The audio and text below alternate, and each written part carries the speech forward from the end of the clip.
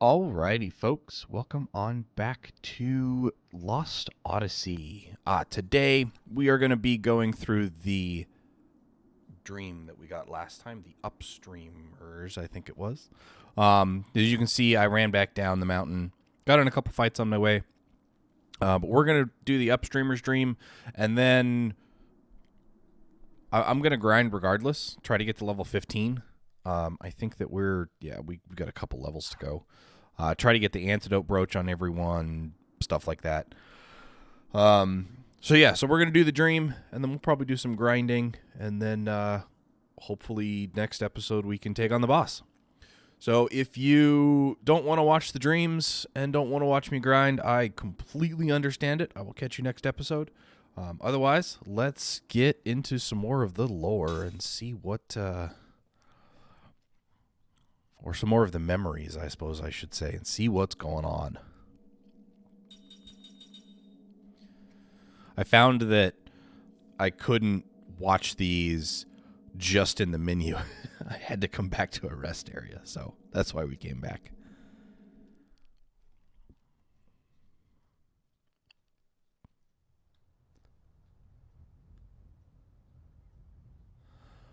The Upstreamers.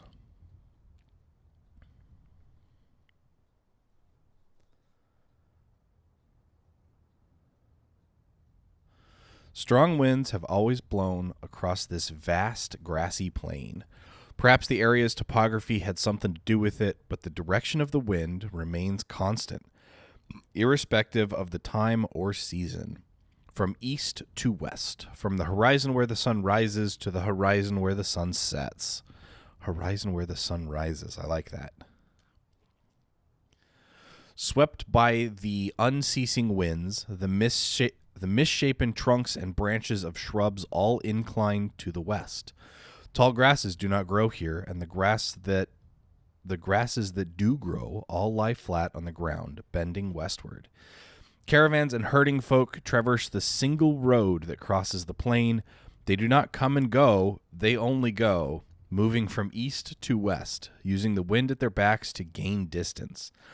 Travelers heading west to east always use the circuitous route. It doesn't sound right when I'm saying it. Circuitous, there we go. Circuitous route that snakes around the southern mountains. It is much farther that way, but much faster than crossing the plain head on into the wind. The road across the plain is called the wind stream. Just as the flow of a great river never changes direction, the footsteps of those who use the road have not changed direction since the distant past, nor are they likely to change far into the distant future from east to west. Human shapes that appear from the horizon where the sun rises disappear over the horizon where the sun sets. They never pass oncoming travelers with only the rarest exceptions.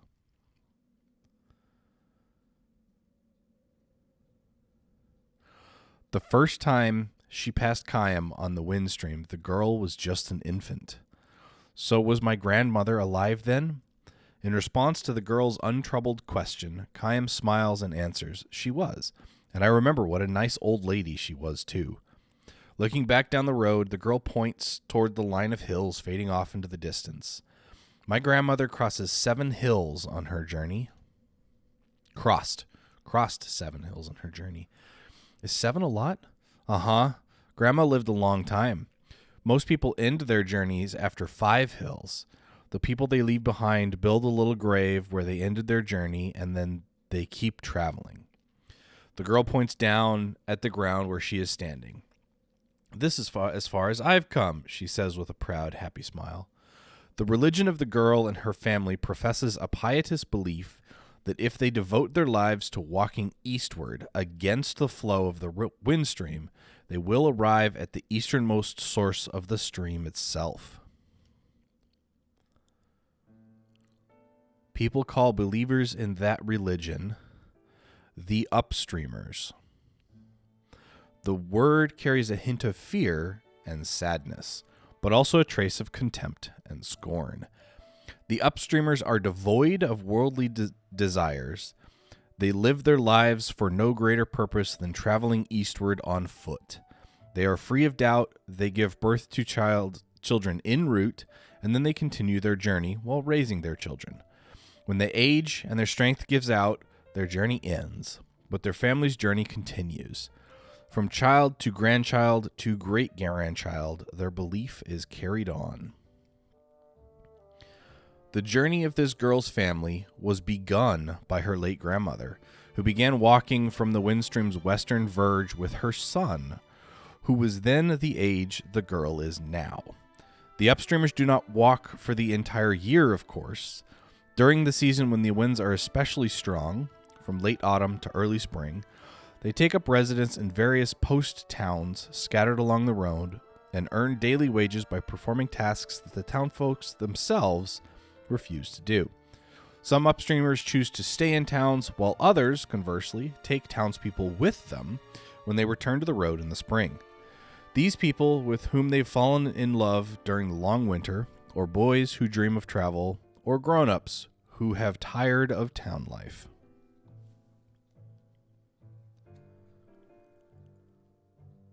Such are the reasons the townfolk look upon the Upstreamers with complicated gazes. The little girl's mother was one of those who joined the journey midway, and the girl herself, some years from now, might fall in love with someone in a post town somewhere. She might choose to live in the town, or she could just as well invite her lover to join her on the road. She has no idea at this point what lies in store for her.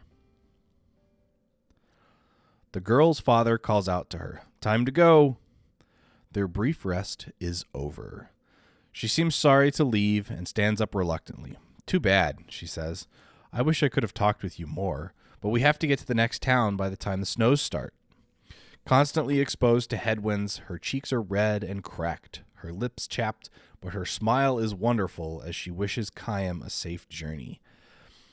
It is the serene smile of one who believes completely in the purpose of her life without the slightest doubt.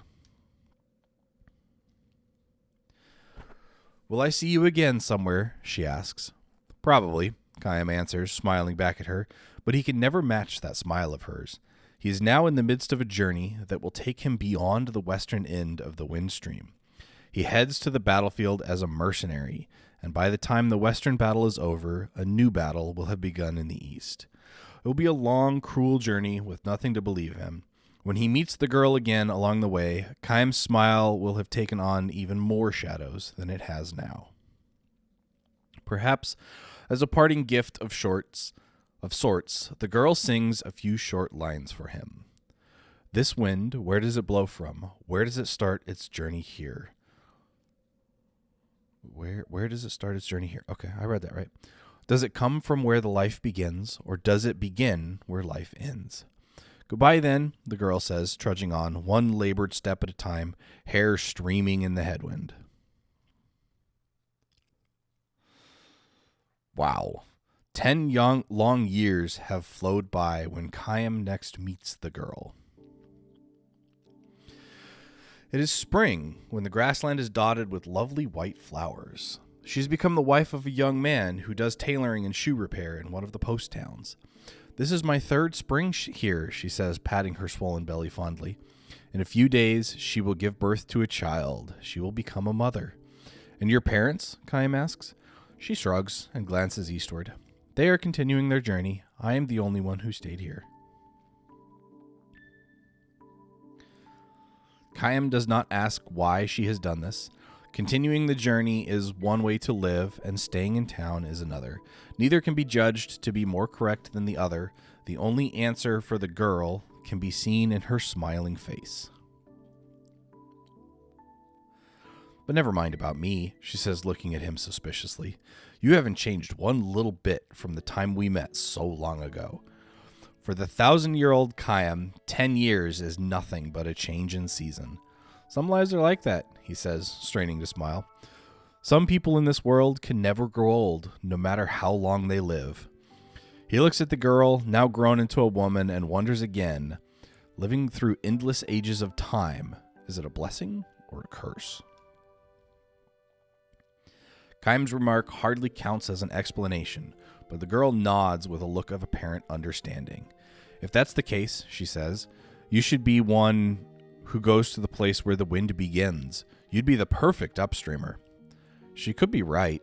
After all, the lifespan given to humans is far too short for anyone to travel against the flow of the wind stream as far as the starting point of the wind. Still, Chaim responds with a few slow shakes of his head. I'm not qualified to make the journey. No? Anybody can be an upstreamer. Anybody, that is, who wants to see where the wind starts with his or her own eyes. Having said this, however, the girl adds with a touch of sadness, no one has actually seen it, though, I guess. The place where the wind begins. That place is nowhere at all. Even if, after a long journey, one were to arrive at the eastern end of the wind stream, the wind would be blowing there too. And not just an east wind, west wind, north wind, south wind. Winds without limit, without end. Human beings who cannot live forever, daring to take a journey without end. This might be the ultimate tragedy, but it could just as well be an ultimate comedy. Chaim knows one thing, however. One cannot simply dismiss it as an exercise in futility.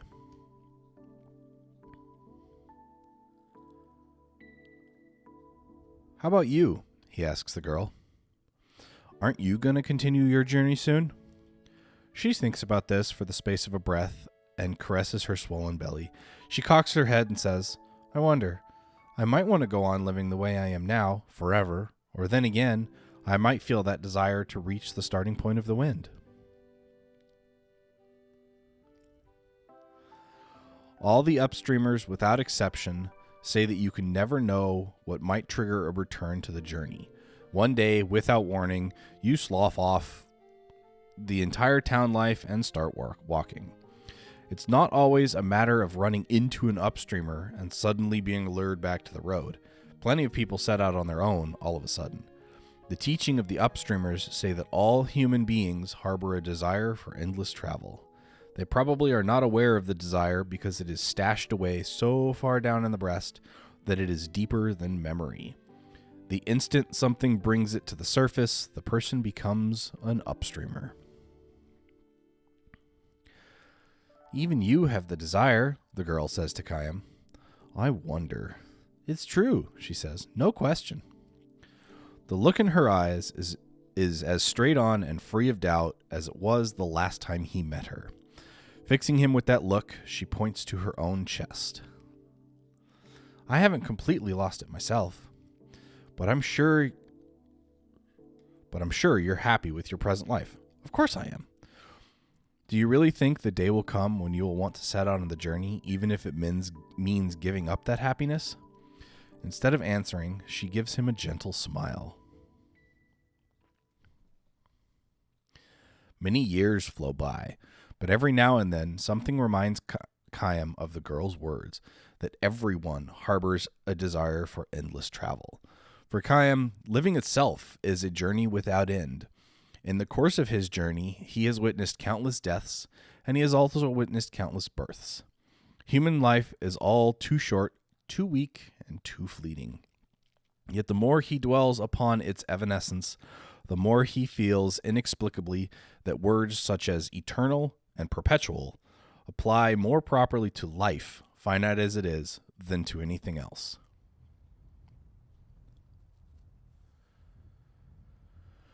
Traveling down the wind stream for the first time in many years, Chaim spies the funeral of an upstreamer.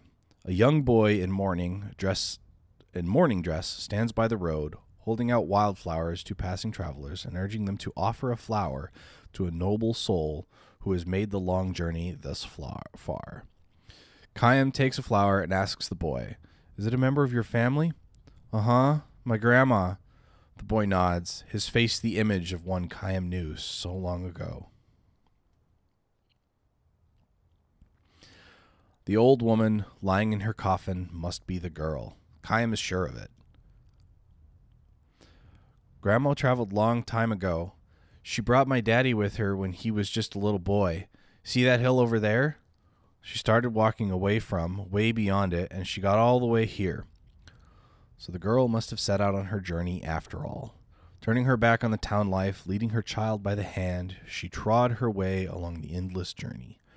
Her wish to aim for the place where the wind begins would be passed on to her child, her grandchild, and on through succeeding generations. To head for a land one could never hope to reach, and do so generation after generation, is another endless journey. Oh, this is another endless journey. Is it a tragedy? A comedy? Perhaps the serene smile on the face of the old woman in the coffin is the answer. Khaim lays the flower at her feet as an offering. The family members who have traveled with her join together in a song for the departed. This wind, where does it blow from? Where does it start its journey here? Does it come from where life begins, or does it begin where life ends? The wind blows. It sweeps across the vast grassland. Khaim takes one long, slow step toward his destination. Have a good trip, calls the boy, red and cracked as the girl's were so long ago. His cheeks soften in a smile as he waves to the departing traveler.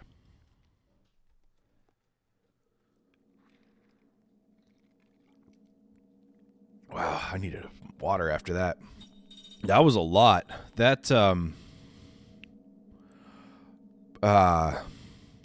that desire to just travel is something that I've always called wanderlust. I got that from reading fantasy books, the desire to experience other things that I don't necessarily know about and that aren't necessarily of this world. It's one of the reasons I played video games. It's one of the reasons I read books.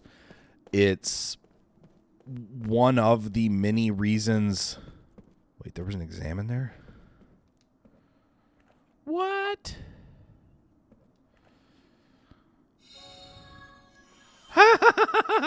I'm so glad we came back here. That completely just like derailed me. That was fantastic. Yeah, it's I love the stories that people come up with. I love the settings. Whether it's theater of the mind from a book or from like Dungeons and Dragons or something like that, or whether it's a video game that the designer shows you their world. I love it. I eat it up. I can't stop. It's fantastic. So I think that's my version of wanderlust, of Upstreamers, of always wanting to travel. I think that's mine. That took 18 minutes to go through that story and my explanation at the end, by the way. We're going to spend some time now running around down here, fighting a few things, leveling up a couple times. I want to see what those search glasses do. Reveals the HP and status of enemies. Oh, we need that. We need to learn it on both characters, and then I'll probably only have one of them equip it. But for now, we're going to do some grinding. I don't know what I'm going to talk about, actually. I'll probably just talk about nothing and everything all at the same time. Maybe I should, like, check trees while we're here and just make sure that, you know, we got them all. Hey. No throwing pine cones at me.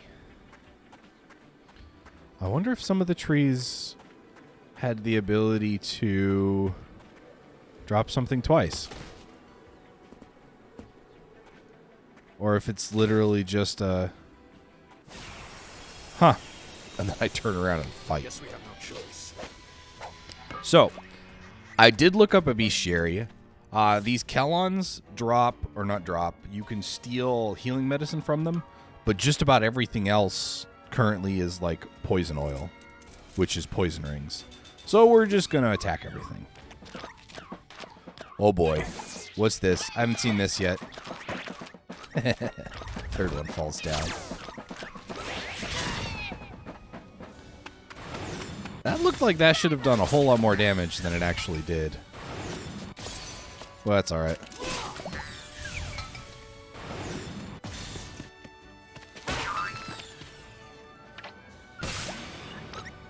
Pop. I love how they cast spells.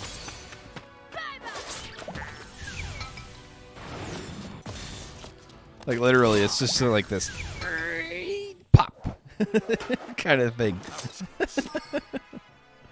4 SP. Nice.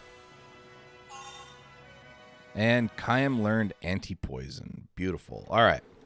So, that means that I'm going to give Kayam the critical for now, because we need both of those, actually. And we're going to give Jensen the antidote brooch, because he's the only one who can't learn that skill. Also, in ring assembly... Can we get another magma fragment here? I don't think so. I don't think we can get magma fragments in the Epsilon Mountains, unfortunately.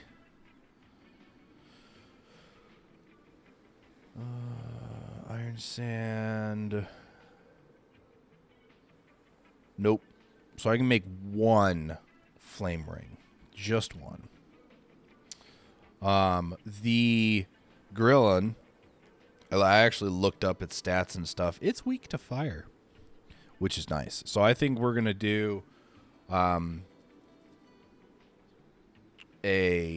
fire ring, and we're going to put it on Kayam.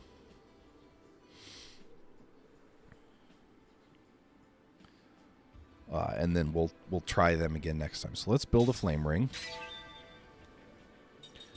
And then for the Ultra, we need sun crystals. Now here's a question. Can we get sun crystals here? I doubt it. I didn't think I saw them.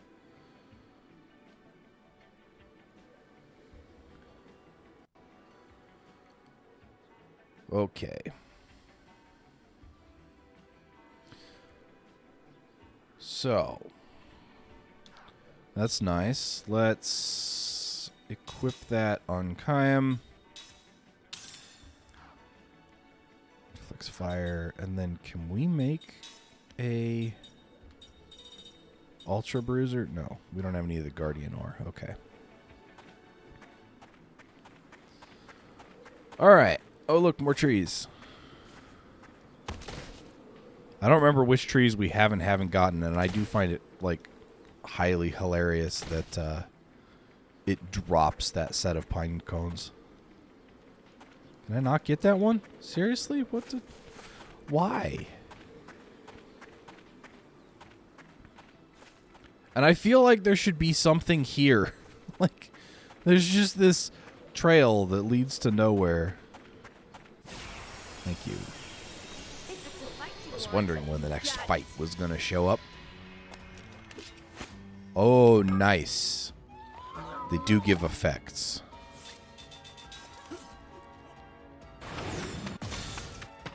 Dang it. It needs to be perfect. Yeah, if it's not perfect on these Direcorns, then they don't die in one shot. Unfortunately.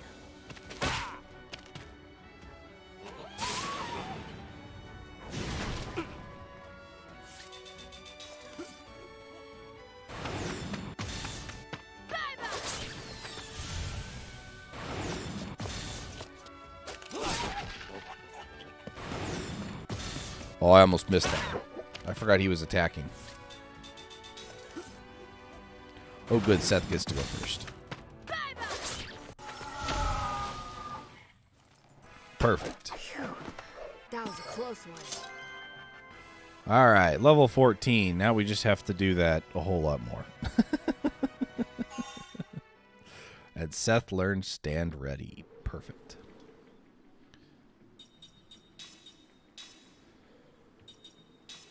All right, so let's give Seth the search glasses. And at least get those. I don't want to go too far back because I don't want to fight, you know, like a whole bunch of stuff on my way back up to the house rest place thing. But at the same time, I don't know, we're trying to level. Yeah, I'll just stay in this area. So, I do think I am going to end today's episode off here. I am going to keep going until we hit 15 and then rest and then run back up the mountain. And so I will meet you folks back up the mountain next episode. I hope you folks enjoyed this one. If you did, hit that like button down below. If you're new to the channel, consider subscribing and checking out some of my other content. And as always, I will catch you folks in the next episode. Stay frosty out there.